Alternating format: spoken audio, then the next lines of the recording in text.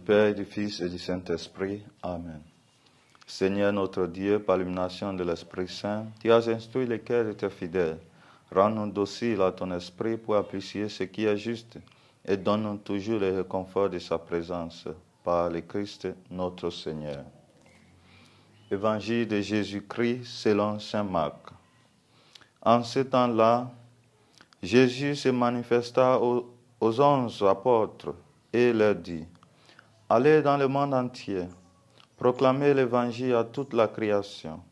Celui qui croira et sera baptisé sera sauvé. Celui qui refusera de croire sera condamné. Voici les signes qui accompagneront ceux qui deviendront croyants. À mon nom, ils expulseront les démons. Ils parleront en langue nouvelle.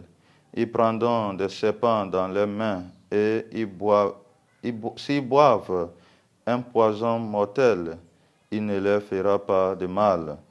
Ils imposeront les mains aux malades et les malades s'en trouveront bien. Le Seigneur Jésus, après les avoir parlé, fut enlevé au ciel et s'assit à la droite de Dieu. Quant à eux, ils s'en allaient proclamer partout l'Évangile. Le Seigneur travaillait avec eux et confirmait la parole par les signes qui l'accompagnaient. Acclamons la parole de Dieu. Louange à toi, Seigneur Jésus. Chers fidèles du Christ, aujourd'hui, mardi 25 avril, nous fêtons la fête de Saint Marc. Aujourd'hui, l'Évangile nous donne ce mandat d'aller dans le monde entier proclamer l'Évangile. Nous sommes tous bénéficiaires de ce mandat.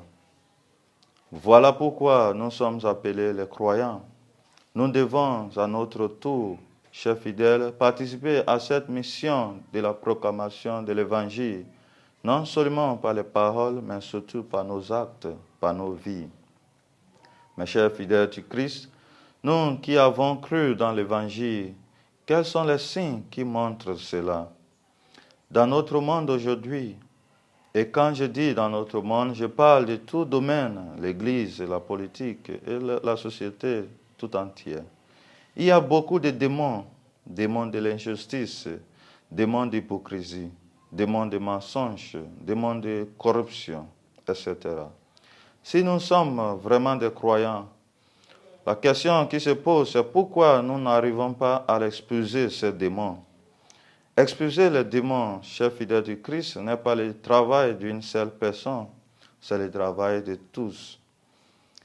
Ayons le courage, alors, chers fidèles du Christ, de modeler notre vie à l'exemple de celui qui croit vraiment dans l'Évangile qui lui a été proclamé, comme Saint Marc dont nous célébrons aujourd'hui. Et que le Seigneur nous donne ses grâces et que Dieu vous bénisse, le Père et le Fils et le Saint-Esprit. Amen.